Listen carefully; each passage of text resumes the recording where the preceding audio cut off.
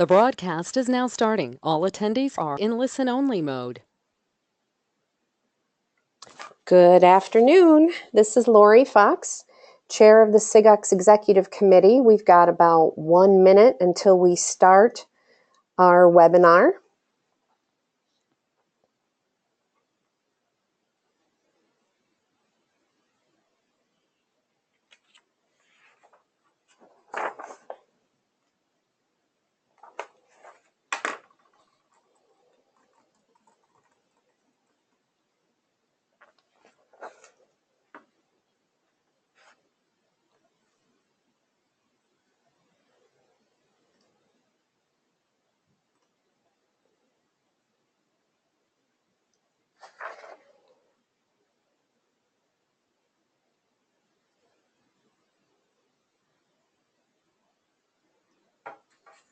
Well, good afternoon, and thank you for joining us for the first SIGUCCS webinar of 2018.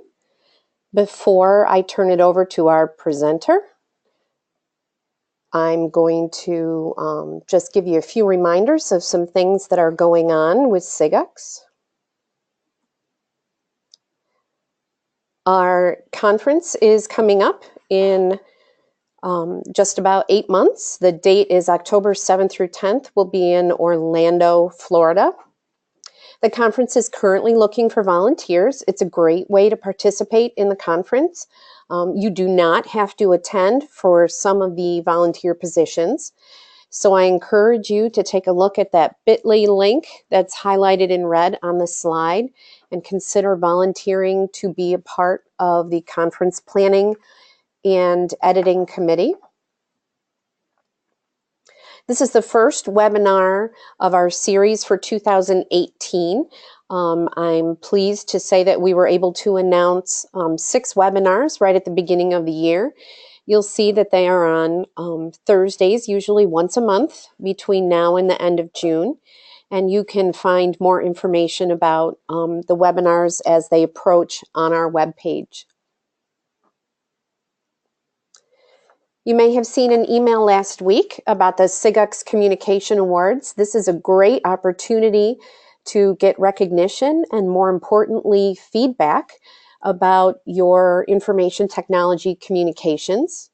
You can find information about that again on the SIGUCCS.org website. Entries are due June 4th, and you're going to see lots more information shared with the community about examples of previous winners and what types of work you can submit yourself to get an opportunity to get some feedback from last year's Communication Award winners. Want to remind you that it is a great benefit to join SIGUCCS. It's actually very inexpensive, $25 a year. You get several benefits, including conference discounts, pre-conference seminar discounts, access to the ACM Digital Library, the SIGUCCS mentoring program. And we want to encourage you to stay in touch with SIGUCCS either through email or social media. So today's presenter is Brandon Deleeuw. I'm actually going to change over to his computer here. I'm going to make him presenter. So a few housekeeping items while we get ready to switch to Brandon. By default, everyone is muted. The session is being recorded and it will be posted on the SIGUCCS YouTube channel, and also we'll share with the community when it's there so you can view it. If you would like to ask a question of Brandon, please feel free to type in the chat window. Brandon's going to keep an eye on it also. And if everyone could just say hello real quick in the chat window so Brandon and I can see that you're here and paying attention.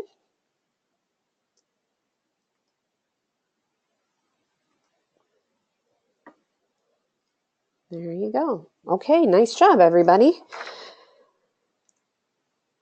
Okay, so Brandon, I'm going to go ahead and turn it over to you.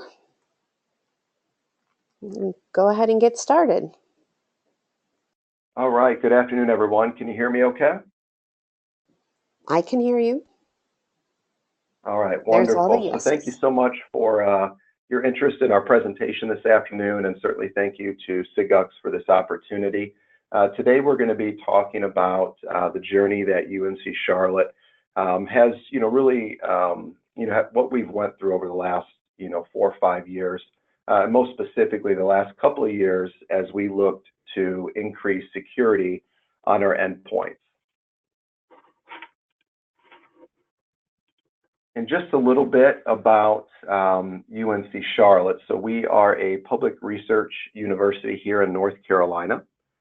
We have around 29,000 students and a little bit less than 4,000 faculty and staff members. We are split up across 9 different colleges, and we are a centralized and decentralized IT staff. So so for myself, I work for Central Information Technology Services. But we do have individual IT staff in our 9 colleges, various sizes, as well as in some of our departments. And we manage right around 11,000 endpoints. The makeup is roughly 75% Windows, 25% Mac, but certainly over, we've seen a transition, more and more Macs on campus, and we probably will continue to see that growth probably over the years to come. So when we were looking at giving this presentation this past year at SIGUCCS, we really wanted to, find something that we felt would be relevant to a lot of different universities across the U.S. And certainly, we wanted to make sure that we found something that would probably resonate with everyone. And one of the things that I've kind of noticed, working for a few different organizations, is that there's a lot of security that goes into protecting an organization, and a lot of that ends up being, kind of more central IT security related. We talk about the firewalls and the intrusion detection prevention systems, and we have our security departments. But one of the things that we really noticed we needed, and certainly, research shows this, is that our endpoints are, one of the most vulnerable within an organization, and we certainly felt like we had some areas that we could improve on in order to make our organization more secure as a whole. And so one of the things that we tried to incorporate as we tried to, build in more security was trying to find tools that were built in. So as an example, we were already a Microsoft System Center shop, so we used SCCM. So we looked at integrating antivirus into that as just one example. We'll talk about more here in a little bit. But we felt like that one pane of glass, being able to manage our systems, would make it easier, as well as we wanted to make sure that some of the day-to-day maintenance was easier as well. We didn't want to, we knew there was going to be increased work, but we wanted to be careful about how much time we were going to be spending, additional time, spending managing these devices from a security perspective, while we certainly tried to make sure that we were, providing a reliable computing environment for faculty, staff, and students. And this journey, as I mentioned, started about 5 years ago, or a little bit more now, maybe. The university got a new CIO. And with any, big change in leadership like that, obviously there's going to be a shift in culture. And so the new CIO came on board, and shortly thereafter, he brought in a new leadership team that really has been, changing the culture. Going from an organization that, was one of the last to get off of Windows XP to being, really an organization that was kind of an early or first adopter of Windows 10. And there's been a lot of other, significant changes, but our organization, specifically around client solutions and support, has gone through a significant change. So when I first started, we had just announced, UNC Charlotte had just announced that the department was going to be splitting up into 2. So traditionally, we had a desktop support team that did a great job not only managing the devices out in our environment, but they also managed systems like SCCM and Casper and Citrix and several others. But what we found was it was very difficult for the team to be able to do the strategic planning and maintenance and upkeep and move the systems forward, while at the same time being, interrupted or, having to go out and take care of, day-to-day tickets. So, you can just imagine trying to plan, the next Windows 10 deployment, and then constantly being interrupted with having to go fix a printer or try to figure out why, a machine isn't on the domain. And vice versa. We found it that a lot of our staff were struggling, how do you get out and take care of customer issues while at the same time trying to find that time to do the planning and so on and so forth. So what we ended up getting to was a place where we split the department almost in half. We had a 5-6 person team that's handling the day-to-day support tickets. And then we had a smaller 4-person team that was taking care of what we called the solutions work. And initially, certainly admittedly, our support team was very overworked. You could see it. They were, doing a lot to try to take care of now, be, that first line of support after our service desk, and have to do that with a team of 5 that historically was a team of 9. But over the next 6 to 8 months, what we started to notice was a shift in that. We started to see certainly a lot more smiles, and we started to see a little bit of a break in that just being constantly overworked. And what we found was that as we started to dedicate time to managing our systems like SCCM and Casper and Citrix, we were able to fix and permanently fix some of the root causes of issues that we were having across campus. So, we were having issues where, when we would go to image a machine, sometimes it was successful, sometimes it wasn't. And so we were spending a lot of time just re-imaging machines. We were having some, instability issues with our devices. And so certain applications were, sporadically, they were working, sometimes they weren't working. And so as we were kind of working through some of these issues and permanently fixing them, our support tickets and calls started to drop. And so we started to see a shift there where the planning and kind of that strategic work within our systems and our solutions were starting to pay off in terms of what our customers were expecting and experiencing, as well as what our support team was expecting and experiencing. And so when we were at the conference this past year, somebody had asked the question, well, so where did those tickets go, right? So if we weren't doing them, who was doing them? And I really do believe still to this day that it's not that anybody else is doing that work per se. I think we really just have gotten to the root cause of some of those issues. And so it's a lot less likely that somebody's going to spend time re-imaging a machine multiple times in order for it to work. And so as we continue to move forward, right, we started to have more, stable environments.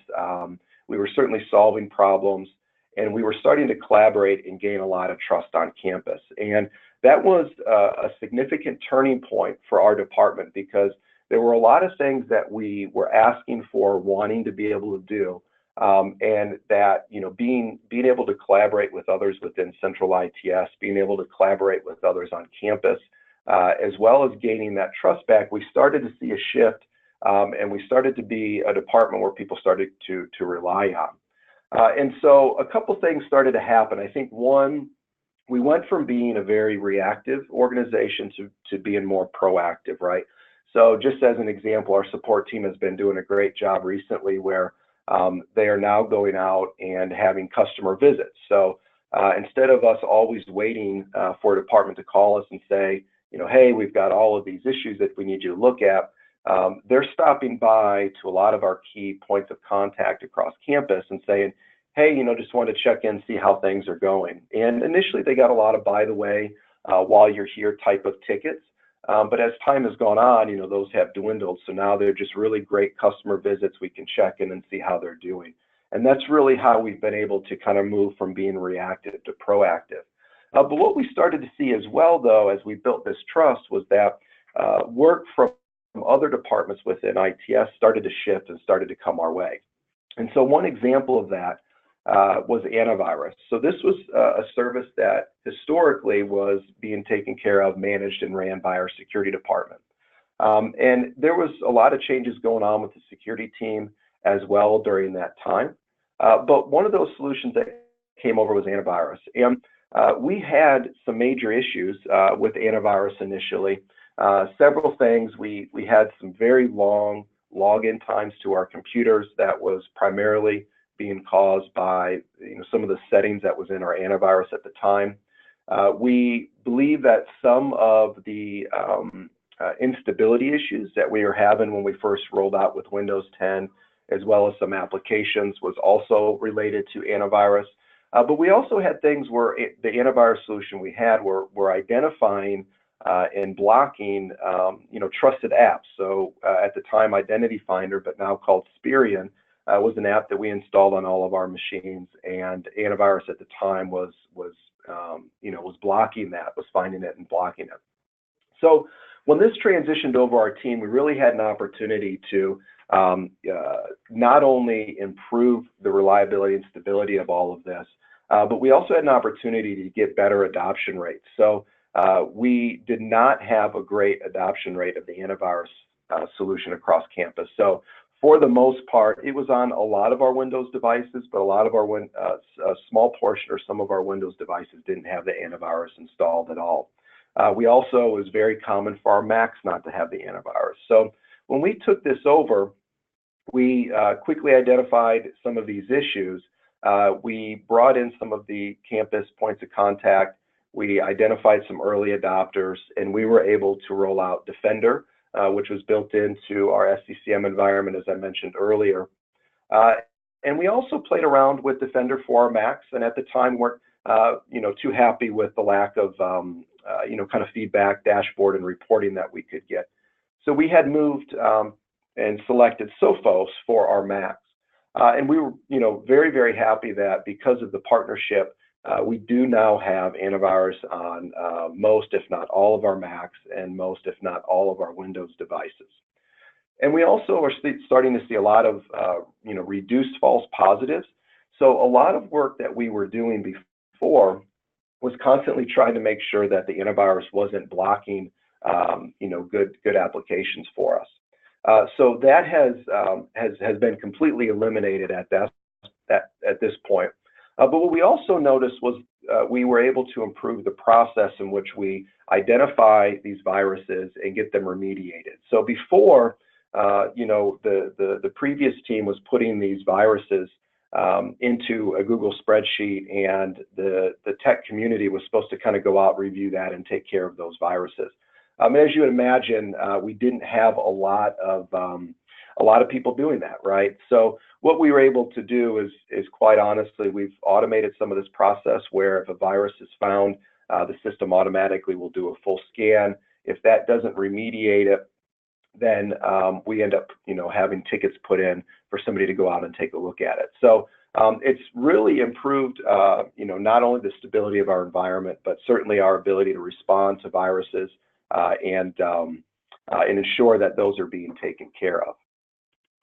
And because of that, and some of the time that we were able to save through this transition, what we've been able to do then is take that process and put that in place for additional malware and botnets that our security team is now identifying through some of their central systems. So what we're able to do is through our Palo Altos and info blocks, what we're able to do is grab some metrics and statistics. And when something kind of pops up as being a major issue, they now go ahead and put tickets in for somebody to go out and take a look at it. So we've been able to take some of that time saved and be able to now add some new things that we're that we've been looking to do and trying to do in terms of centrally identified things. So at least when we think about multiple layers of security or defense in depth, now if for some reason our antivirus doesn't find it, we now have our Palo Alto that if it does identify it, we can still get out there and remediate it. Another thing that wasn't so much of a project that our department went through, although we were very supportive and partnered very closely on this rollout, was a significant redesign of our Active Directory environment. So our server and storage team did a great job coming up with a new environment that was really kind of set out to fix several things. Certainly one, just an outdated structure.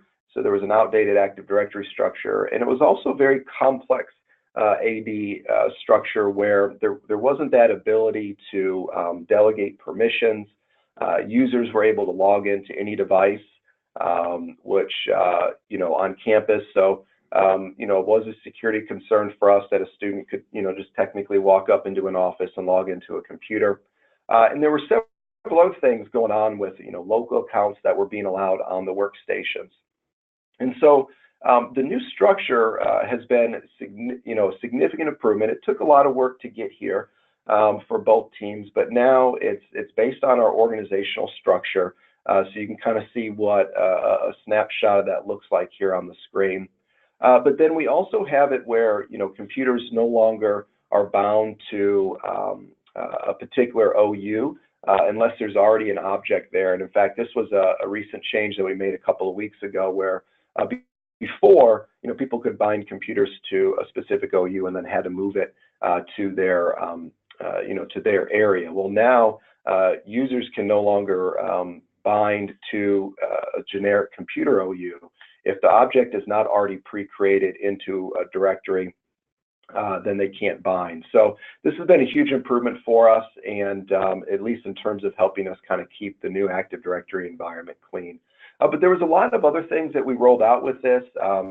Certainly some improved kind of CIS standards, Center for Internet Security standards that we rolled out for both our Windows and our Macs. We also implemented LAPS so that that local admin password was, being randomized. And then we also have rolled out encryption.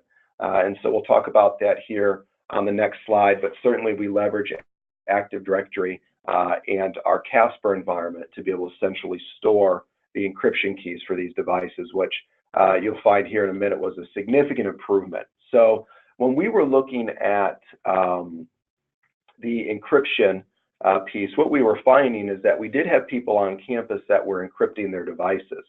But what they were doing was either, putting the key on a flash drive, or they were in some cases printing out those encryption keys and storing them in file cabinets.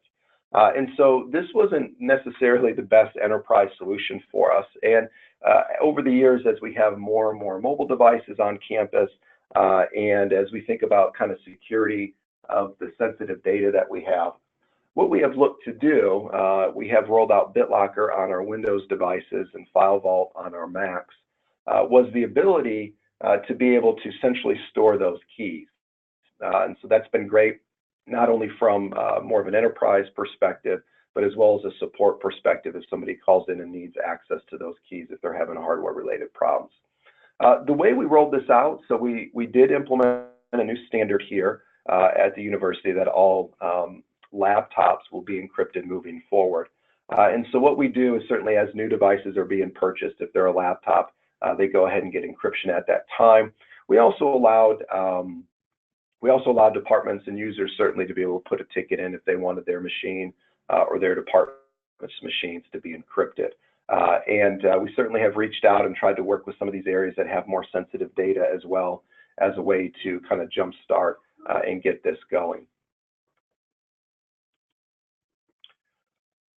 Another thing that we were able to do was get moving forward, certainly in a significant way, with vulnerability scans. So we used to have a previous vulnerability scanning tool that we didn't scan the complete network with very often, if at all. As we went to Nexpos as our new vulnerability scanning tool, we now have a lot of things set up. Our security team's done a great job, getting our server environment together, getting our networking environment together, getting our workstations environment together, and then even being able to allow delegated access into certain reports and dashboards that individual IT staff needed to be able to look at the vulnerabilities for the areas of their concern.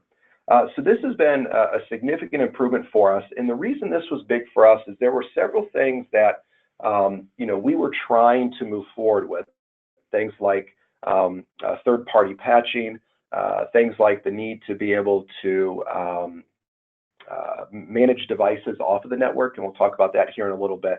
And we really weren't getting anywhere, but where Nexpos has come in, it really gave our leadership team the insight into some of the vulnerabilities and some of the risks that we were experiencing because we weren't doing these things, right? So by not trying to keep up with Java and Flash and several other applications, we were opening ourselves up to more and more risk.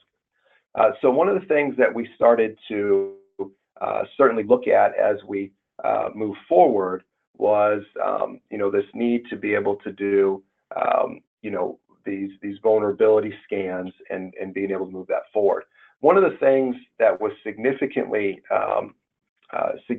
helpful for us was we went out and we got a collection, right? We got a catalog of applications for updates, specifically for our Windows environment. So as we were looking at doing this third-party or monthly patching, we did make some changes. So initially, we would kind of test some of our monthly updates with our, within ITS, and then we would go out to campus with them. But what we were able to do, and we kind of base this off of Microsoft, is we still test within ITS. So as new monthly patching comes out, we test within ITS and we try to make sure that there's nothing major that's going on. And then from there, what we end up doing is we push out to 20% of campus and then 80% of campus.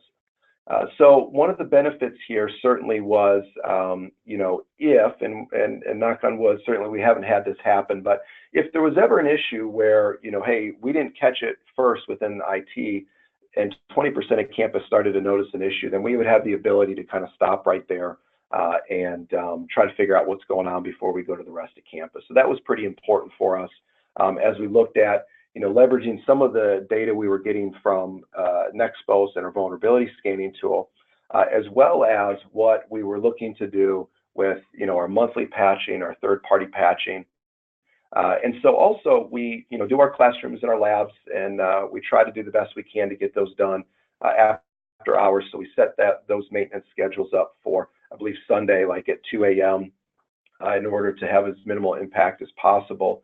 And then one of the things we did on our Macs was we do the updates on log out. So we might end up having to change that in the future, but right now, as the user logs out, they'll get their updates.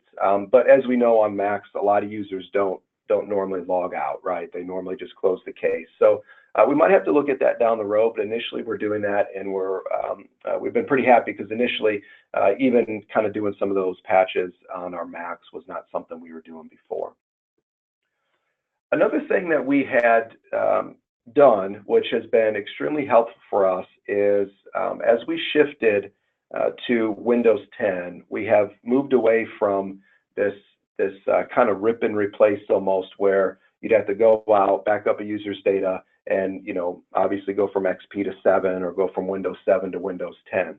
Now that with kind of embracing Windows 10 new servicing model, what we've been able to do is identify, as 1607 was our first one, we were able to push that out as a task sequence on campus, and it was very successful for us. We actually are getting ready to push out 1703 to campus. So what we did was, once we kind of tested internally, and we felt like the applications were ready and compatible, we offered an early adopter for our IT staff on campus, so our colleges and department IT, to be able to test their apps and to be able to test compatibility there. And then we offered a voluntary period. So when we were looking to roll this out, what we do is we basically say, okay, we communicate with our users, we give them 30 days or more to go out and, hey, before they go to lunch or before they go home for the day, just go into Software Center or go into self-service or the Mac App Store and just click that upgrade. And then that way, when they come back in, it should be done for them. And so that was a big, I think that was pretty well received for most folks on campus. And then obviously after that period, though, we hit a required period where, as soon as it comes back on campus, it connects up, or the device is turned on, it's going to go ahead and get that upgrade. We've had a lot of success with this, and we actually just got done doing High Sierra this past weekend, and we're going to be looking at 1703 for our Windows devices here in just, I guess, maybe a couple weeks. I think it's March 2nd. And we would do those on a Friday. So the required period would start, certainly at the end of, let's say, that 30 days, but it would be a Friday, let's say, at midnight. That way, if there were any lab machines, classroom, podium machines, or even desktops or laptops that were on campus, if they were still on campus and still on, they would get those that Friday evening. So we talked about our Macs. A couple things, though, to point out here. So obviously, we've been doing this with Sierra, now High Sierra. We had a few more problems this go around with High Sierra. I think a lot of it we're attributing to just the way that Apple has changed their file system in High Sierra. But we still had a lot of successes with this. But there were some other things that we have been changing here. So we have a new imaging process, which is really quite slick. Users basically will just, our IT staff will take a regular standard Mac with regular standard OS on it. And instead of kind of doing the fat image approach, which is certainly outdated today, they basically just enroll into our Casper. And once they enroll, the machine will go through kind of an imaging process, so to speak, where the person setting up the image can select certain apps that they want to have installed. And they can select certain configurations, whether it's a faculty staff machine, whether it's a lab machine, so on and so forth. And then once they click it, it goes ahead, it enrolls it, and it handles all of the configuration afterwards. So that's been very well received too on campus. And it significantly, now the actual image time, so to speak, might take a little bit longer, but it's completely automated. So once you set it up and launch it, you can walk away. So it's been very, very successful. The other thing that we've had is Apple Enterprise Connect. So if you're not familiar with this tool, it is a Mac supported tool supported by Apple. And we were having a lot of keychain problems on campus. And so certainly as users would reset their password every 90 days, if it didn't get synced up quite right, users' keychains would get out of sync. And the only fix, was to go ahead and, basically clear their keychain. They weren't always happy about. Well, with Apple Enterprise Connect, basically what it does is it kind of removes the need to bind the computers from AD. With Apple Enterprise Connect, what it does is it does the synchronization of your account for you. So you create more of a local account instead of a mobile account. And then once you have that local account, Apple Enterprise Connect will then sync it up through AD. And anytime there's a password change, it automatically identifies that, and it prompts you to enter your old password and your new password. So it eliminates the keychain issue in the sense that it will never get out of sync with the local account. So been that one's been great. We've seen a significant reduction in our service desk calls related to keychains. But there were some other great benefits. It auto maps network drives. So on any type of network change, it will reach out, and if it can map the network shares, it will go ahead and it will do that for you automatically. If you're, let's say, at home and you can't ping that network share, then obviously it just removes that from your desktop. So very well received, a great tool, and I guess we'll kind of semi-promote that. The other thing that we had done, as we talked about antivirus earlier, we had also transitioned our PCI kind of desk side support from our security team over to our solutions and support team. So before, our security team not only kind of designed and developed the PCI environment for our workstations, those that will be, accepting credit cards, but they were also going out and kind of providing that support for them.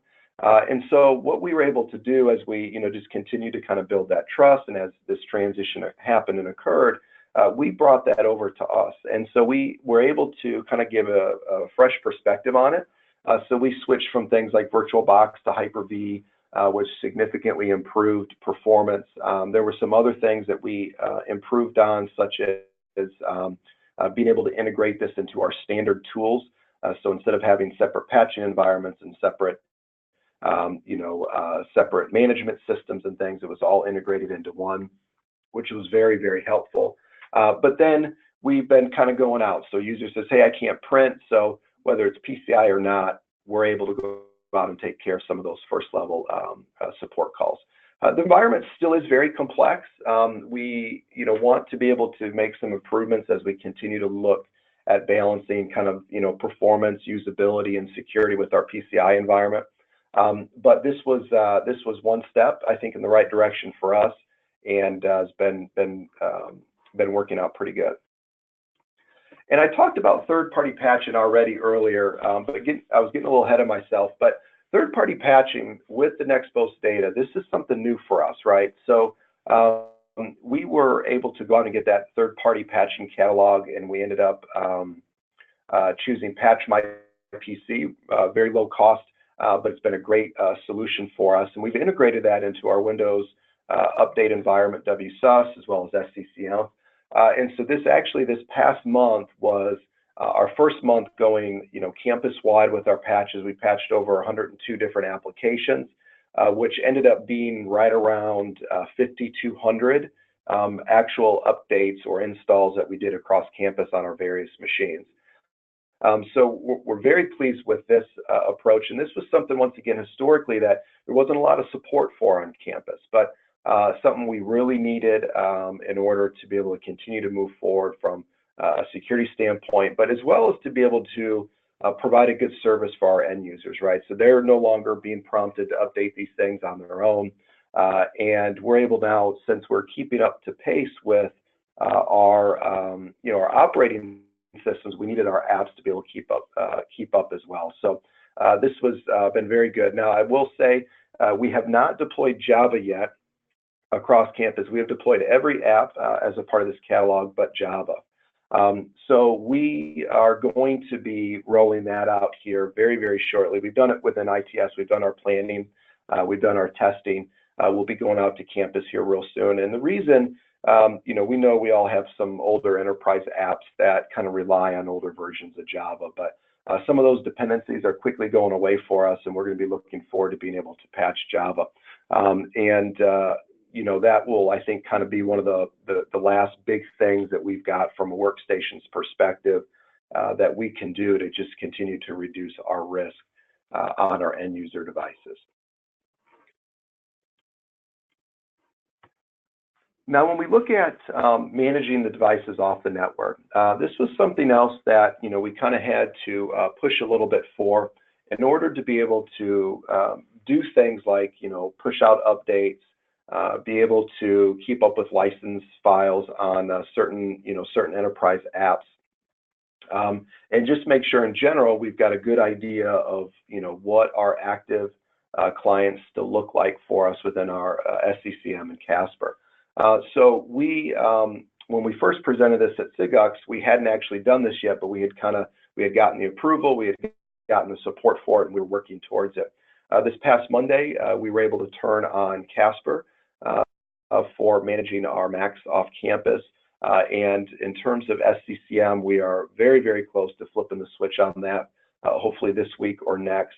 And we're really looking forward to this because it's not a lot, but we do know we have some users that they pick up their device, they take it home, and it stays home until it's time to refresh those in 4 years. And we really want to make sure that if there's major security vulnerability, let's say like Meltdown or Inspector or others, that we have the ability to see what is vulnerable in our environment, that we have the ability to be able to push out updates and make sure that things are compliant. And so this is going to be kind of our next big step for us, and we're very happy with this. So we ended up putting a distribution point, SCCM distribution point in our DMZ. And in Casper, what we ended up doing was putting their distribution point in Amazon's AWS. So we're starting to do more and more with Amazon, both in terms of workspaces as a pilot for some of our labs, as well as some of our infrastructure components. Now, we are taking this slow. Our initial concern is we don't want to inundate these machines with a bunch of updates and a bunch of large application pushes, and we get a lot of either complaints or a possibility of a computer crash or something like that. So we're taking this slow. We're certainly focusing on some of the security patching Some of the required apps, like we have Alertus here on campus, Spheri we were talking about earlier, Antivirus, right? Making sure those things are there on those computers. But we are excited about this, and we'll be interested to kind of see where this takes us, because as security continues to be a priority for our organization, like a lot of yours, there might be some other things that we end up being able to do with this. So the other thing that we are looking at in terms of kind of endpoints, right, or end user devices, is going to be around our printers. So this is going to be a kind of a big project for us to tackle, but we know that printers have kind of been the wild, wild west here at UNC Charlotte. So we've got some room for improvement, but the first thing we've done is kind of just developed a project that we're going to roll out where we hit all of these, local and network printers, and we make sure that we, do the normal things, right? Disable the, protocols and services that aren't needed, set the passwords for any type of remote access, change some of the default SNMP settings. Going through and doing a lot of those things is going to be, our kind of first step. But as a part of that, we're actually looking to move these printers to their own separate VLAN, which is common in a lot of organizations. So we're looking forward to being able to get that done. We're looking to be able to add more and more of our printers to our print server. Historically, as print servers came about, it was, there were certain kind of requirements in terms of, how many people were using a certain printer before it was put on the print server. But we're looking to be able to add more and more printers to that print server.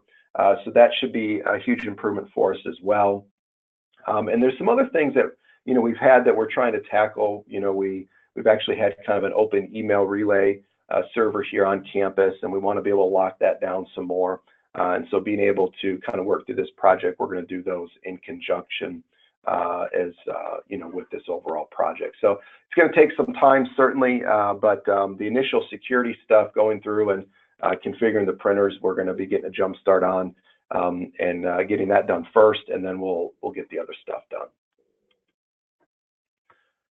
So we talked about Spheri, and just to throw this out, we've got our security team that oversees this particular application.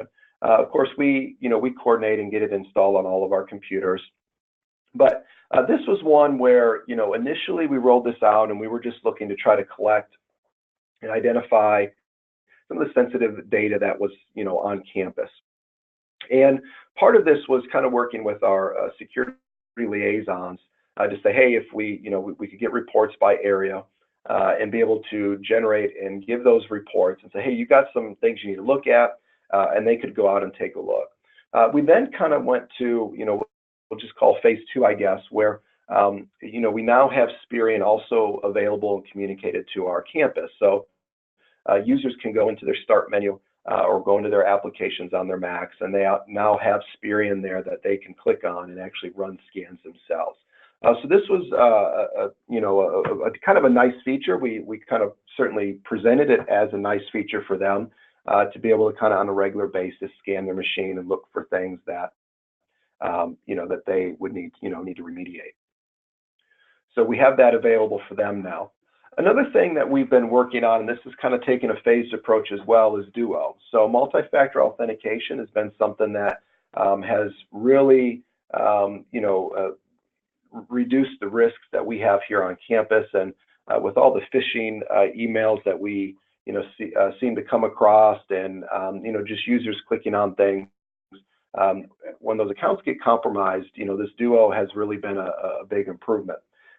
So with this, initially we kind of did a phased approach, right? We went out, we found some of those sensitive areas that have sensitive data. We partnered with them, and we got their users on Deleeuw. Certainly ITS led the way, and then from there we started having more and more departments start to ask us for this. So we are now kind of at a place where we're going to be rolling out Deleeuw across campus, and we've kind of the team's been working really hard to create like a self-enrollment process.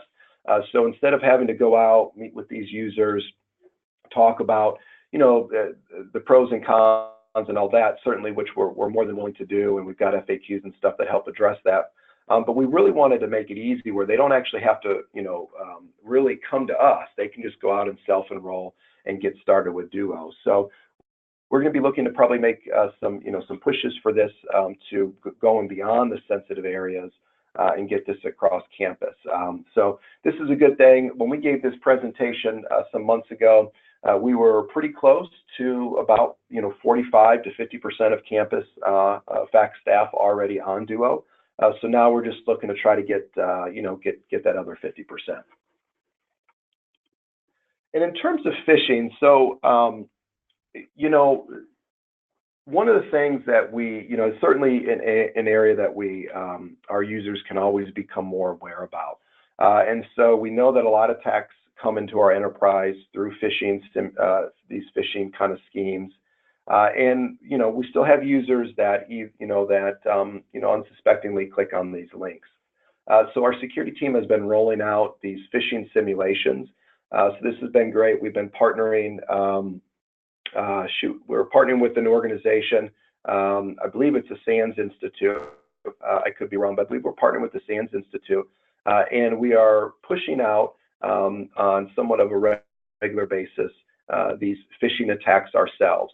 And then, of course, when the user clicks on the link, if they click on the link, then it takes them to a, kind of an awareness and training page to help them be aware of why they should have noticed it was an actual phishing simulation or a phishing email.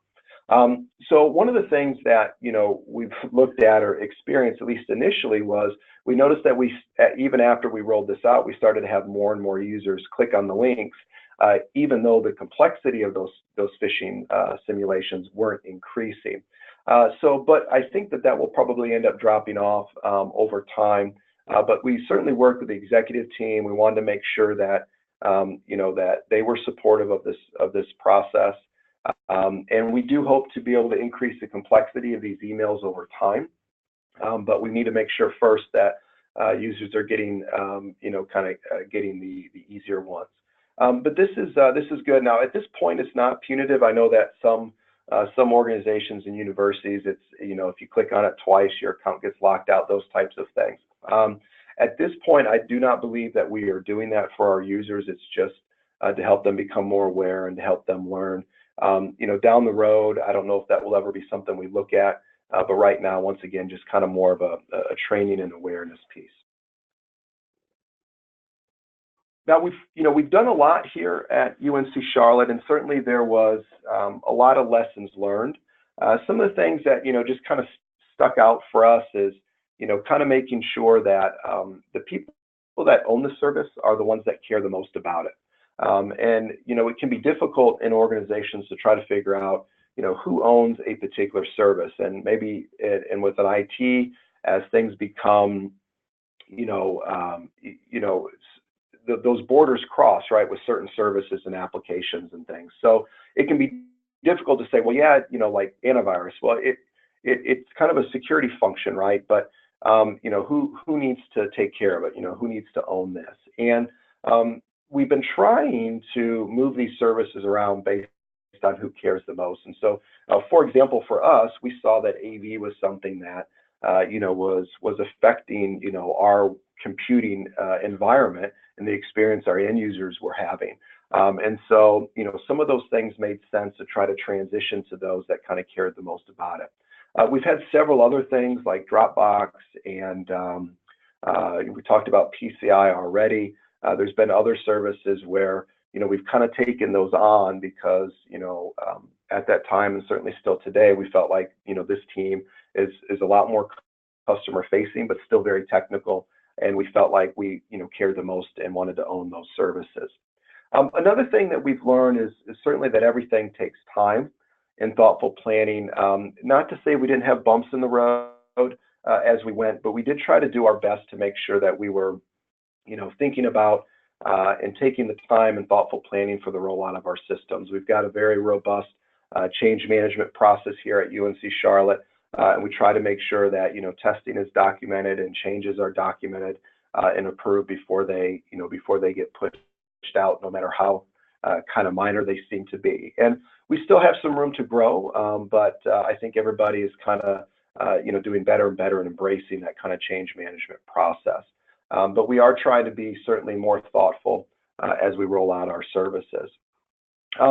One of the big things about that is certainly using planned or phased rollouts. So we really do try to make sure when we roll out a new service that, you know, we put that on us first. You know, let's, you know, like Duo, you know, whether we're looking at changes in applications or upgrades or updates, we try to, you know, do ITS first. Let's see if we have any issues. Let's see if we have any problems. You know, we normally can end up improving, you know, the way we roll it out, improving our documentation, all of those things before we then go out to 20% and then ultimately 80% of campus. And then also, you know, certainly there's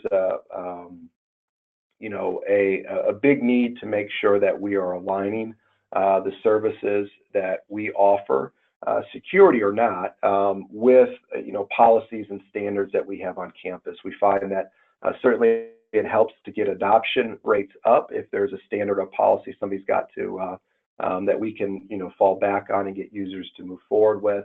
But we did that, for example, with encrypting our mobile devices. And so not only did that help us to collaborate here on campus or within ITS, but it allowed us to make sure that we had a successful rollout for those new services. So with that, that is, you know, the journey that we've went through here at UNC Charlotte as it relates to trying to improve the security of our end user devices, as well as some other things that we've been doing within you know, within ITS and here at UNC Charlotte. Are there any questions? I had noticed that I don't actually see the chat window, but if there's any questions, we could probably read them out.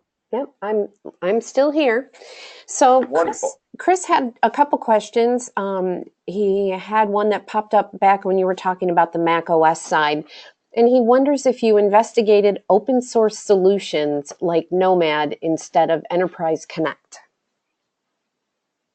We did not. So, you know, the keychain issue has kind of haunted us for some time. And I think to some degree, we didn't really think there was an alternative or a better way to do it. You know, one of our specialists came across this Apple Enterprise Connect. The software itself is technically free, although Apple wants you to you know, pay them to have a consultant come out and help you set it up for a day or two, which ended up being kind of a nominal fee. So no, we didn't look at Nomad, but I'll certainly make a note. I'll be interested to look into that as well. But now that we have Apple Enterprise Connect for campus, you know, we can keep moving forward with it. And Apple's been doing a pretty good job of keeping that application up to date as we've been looking at rolling out the updates to the OS as well. Okay, so the questions are coming in, Brandon. I'm going to keep reading them to you. All right. Is your Jamf Pro Casper instance cloud-based, or do you host it on campus? So right now, our Jamf Pro is on campus. So we, you know, we have it installed here on premise. You know, our first step trying to be able to manage these devices off the network was just putting a distribution point in our own Amazon Web Services environment. But we are looking to get hopefully a handful of licenses in Jamf's cloud and look to start to build out a new environment in their cloud and transition to their cloud environment next year. We're still looking at some of the costs and what that transition might look like, but we are looking to possibly move to Jamf's their own hosted environment. Okay. Melissa wonders if we can get a copy of the presentation, which Brandon, if you send that along to me, I'll make sure that it's put up on our website if you're okay with that.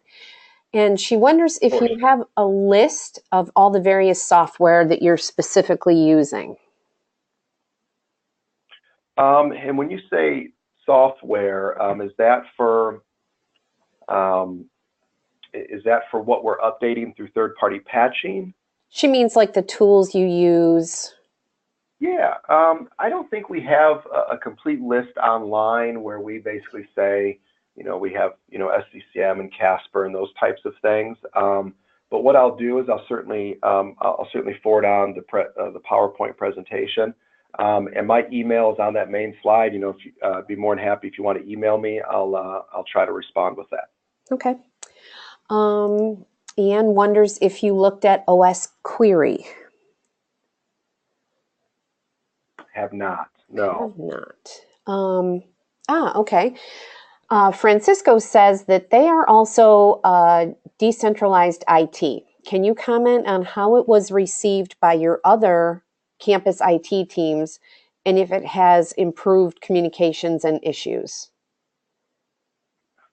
Yeah, so that's always a tricky conversation, centralized versus decentralized. The approach that we certainly have taken is that we have been working very hard to not only partner and look at, we call them IT partners here on campus. We partner with them, and we, in a lot of ways, look at them as our customer. So between, I think, taking that approach as well as working hard to create reliable systems and services that they want to take advantage of has allowed us to continue to, just as an example, we actually have multiple Casper instances on campus here.